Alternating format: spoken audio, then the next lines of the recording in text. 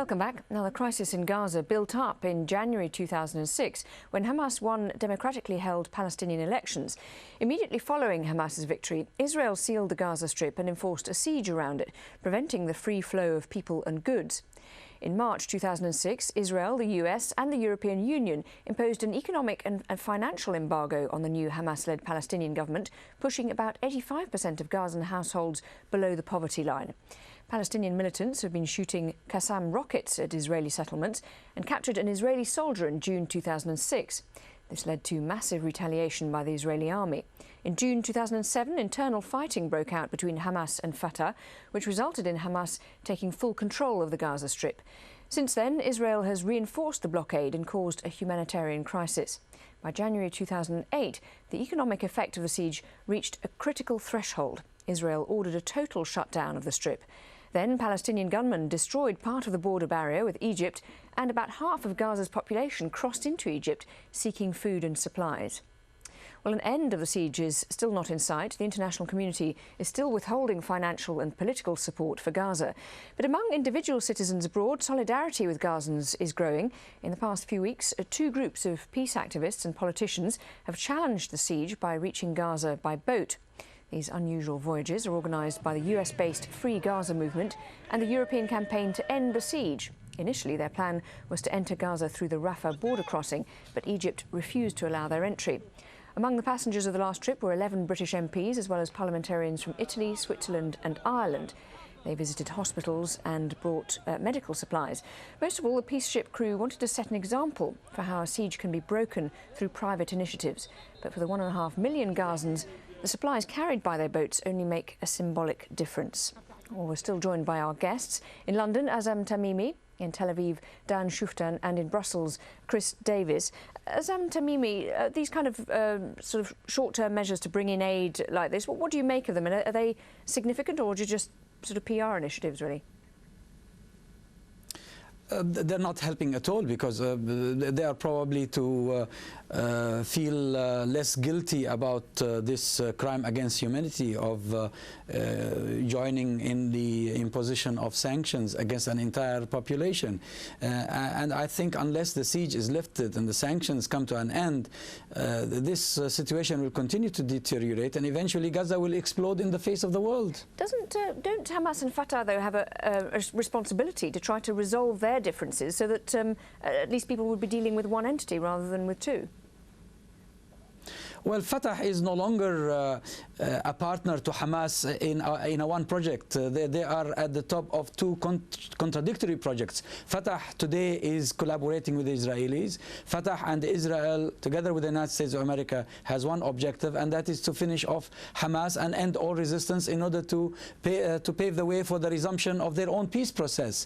And therefore, to continue to talk about the Hamas and Fatah coming together and working together, we're talking about an illusion that will never happen, because we have two completely contradictory projects. Chris Davis, would you agree with that? Do you think that Hamas and Fatah are finally separated? I mean, they're never going to reconcile?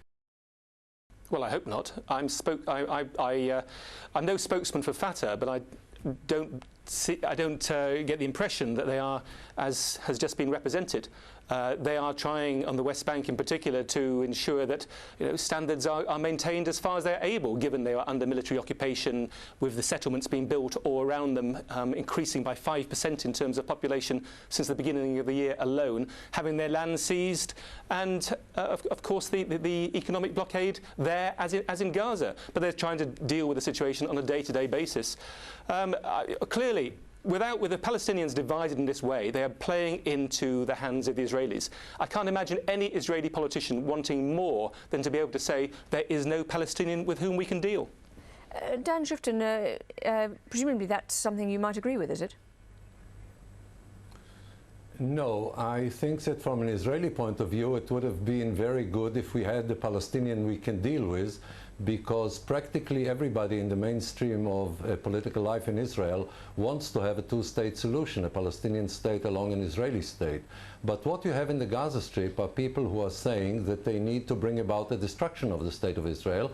And if somebody quotes Haniya saying that he accepts and recognizes the state of Israel, he is either a liar or he didn't understand what people were saying to him. So what we are having here is a war. These people are trying to bring about a physical destruction of the Jews.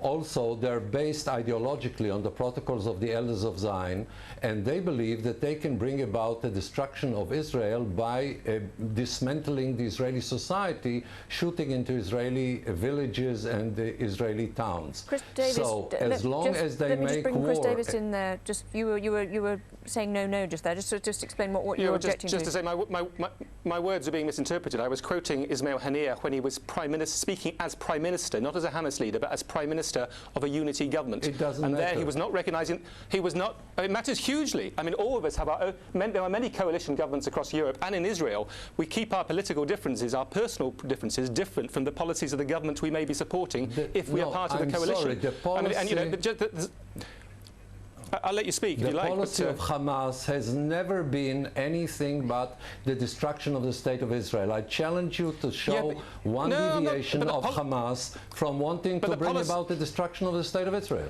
Azam Tamimi, if I could just bring you, let me just bring in Azam Tamimi on that point. But the policy of the Palestinian unity government was different. Okay, let me just bring in Azam Tamimi on... No, it wasn't different, I'm sorry. Azam Tamimi, on that point of Hamas's position on Israel, is that something that they're prepared to rethink? You know, there's a new, possibly a new government, well, there isn't a new government coming in the United States, there might be a new government in Israel. Could Hamas be bold and come up with a different logic on things?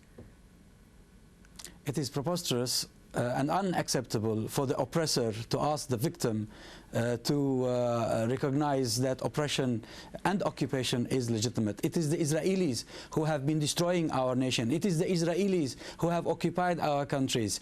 And for this occupier, for this aggressor who lives in my country to claim that we are the ones who are seeking to destroy him, ask him where his father came from, where his grandfather came from. They came from Europe as invaders in order to act as a colonial outpost for colonial Europe. This is what they are. Okay, just on another point, on the issue of the new president, if I could stay with you, Azam Tamimi, we've heard reports in the last few days that Obama's advisors may have had secret talks already with Hamas. Now, those reports have been denied by the Obama camp. What do you make of them?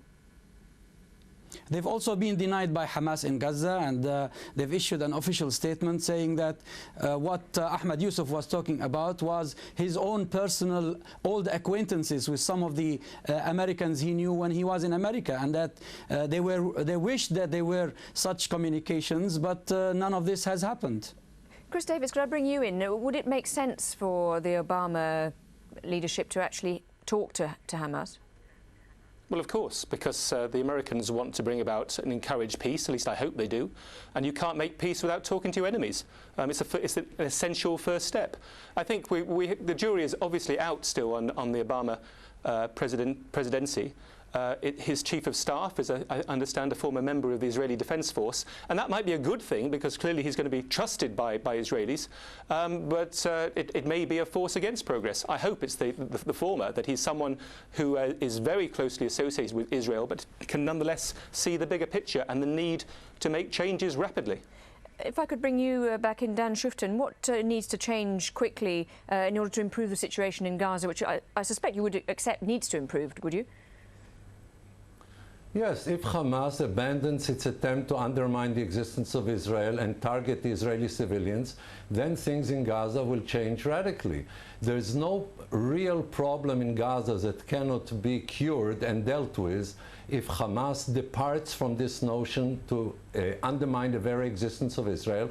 I want to commend Mr. Tamimi for being very honest in saying that the very existence of Israel is illegitimate, because Israel, Tel Aviv, not just Gaza, as far as he's concerned, is his property, and as long as we exist in Tel Aviv, let alone Gaza, it is unacceptable to them. As long as you have a government in Gaza supported by the people of Gaza, elected by the people of Gaza, who want to bring about the destruction of Israel and pursues a war against Israel, I don't think anything can improve. The Gazans will suffer, Israelis on the other side of the border will suffer, people in the West Bank will suffer, because if you start from the assumption that you can simply destroy the state of Israel, then you cannot bring peace to the Middle East and you cannot bring peace between Israelis and Arabs. Chris Davis, obviously the positions are always entrenched in this discussion. I mean, is there any way forward, and is there something that the European Union could do that might be radical to just kind of end the deadlock which seems to just go on and on?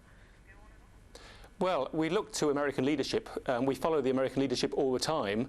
I hope that leadership is now going to take us in a new and more positive direction towards reconciliation and towards a genuine two-state solution. I want to know, I think, from Israel, and the question we should be asking, the whole world should be asking of Israel is, what do you mean by a two-state solution? What will be your borders, especially in the West Bank?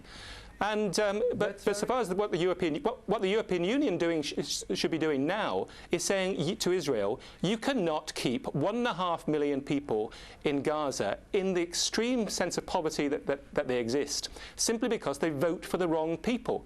You know, you just got to recognise they have rights too. They are human beings, and the fact that just at the moment, for many of them, it looks as though Israel is trying to wipe them off the map, rather than Gazians trying to do the same to Israel. I'm afraid we have run out of time, but gentlemen, thank you very much indeed. Chris Davis there in Brussels, Azam Tamimi in London, and Dan Schuften in Tel Aviv. Thank you very much indeed for taking the time to join us on this edition of Inside Story.